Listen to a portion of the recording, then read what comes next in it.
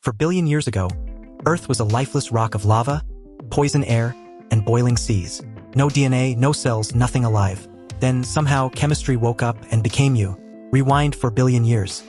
Earth is a planet you would not recognize. No green, no blue skies, no sound of anything alive. Just oceans of lava and a sky full of poison. The air would kill you in a single breath. Meteorites hammer the surface. Volcanoes never sleep. It is, by every measure, a completely dead world. No DNA, no cells, nothing that wants or grows or copies itself. And yet, somehow, on this hellscape, chemistry is about to wake up. Plain, lifeless molecules will start doing something impossible. They'll begin to copy themselves and never stop. That spark became every living thing, including you. But wait, what does it even mean to be alive? It's harder to define than you'd think. A rock isn't alive. A bacterium is. What's the difference? Living things take in energy to fight off decay. They respond to their world. And crucially, they reproduce. They make copies with tiny errors that can improve over time. That last trick, copying with change, is the heart of it. It's what lets life evolve. Now here's the staggering gap we have to cross. On one side, random, lifeless chemistry. On the other, a cell that copies itself. A modern cell is mind-bendingly complex. Thousands of parts, all working in perfect concert. Could not have just snapped into being at once. So the real question isn't how did a cell appear? It's how do you get there one small step at a time? Step 1, you need the right ingredients. Life is built from a handful of building blocks. Among the most important, amino acids, the tiny beads that string together into proteins. And proteins do nearly all the work inside you. So could a dead Earth make amino acids on its own? In 1953, two scientists put that to the test. They sealed water and simple gases in a flask, a tiny model of the early ocean and sky. Then they zapped it with sparks, fake lightning. They let it cook for days and looked inside. The water had turned brown with amino acids, life's building blocks, made from NON living stuff. No magic, just gas, water, and energy. Suddenly the impossible looked merely difficult. And it gets better. We've found these blocks in space.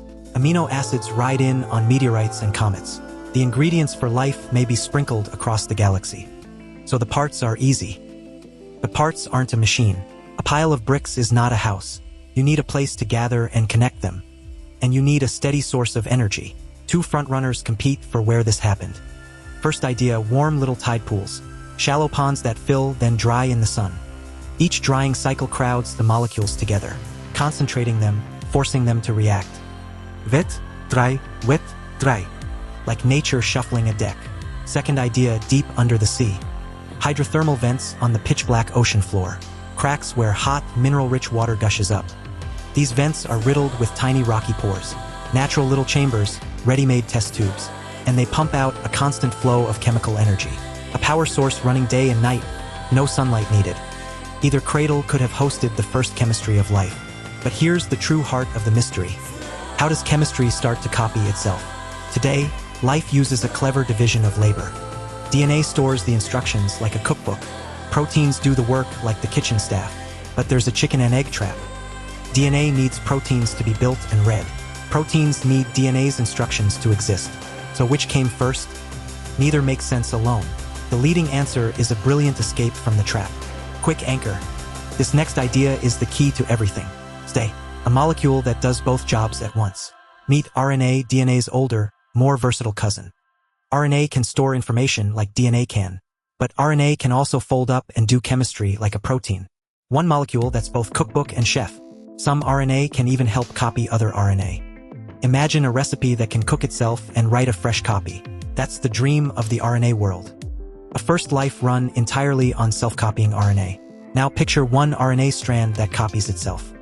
It would spread, filling its pool with near copies. But out in the open water, it's fragile and exposed. Its copies drift apart and get lost. What it desperately needs is a wall, a container, and nature had one waiting. Certain fatty molecules have a split personality. One end loves water, the other end hates it. Drop them in water and they do something elegant. They line up and snap into hollow bubbles all on their own. Tiny spheres that form themselves. Your own cells are wrapped in this exact kind of skin. Trap a self-copying molecule inside one of these bubbles, and suddenly you have a unit, a team, protocell. Inside and outside finally become different things. The bubble protects its precious cargo. Bubbles that copy faster grow and split into more bubbles. And right there, the rules of life switch on, because now you have competition. Some protocells copy their RNA a little faster. Some hold together a little better in the heat. Those win. They make more of themselves. The clumsy ones fall apart and vanish. This is natural selection. Before true life even exists. No brain, no plan, no goal. Just whatever copies best becomes most common.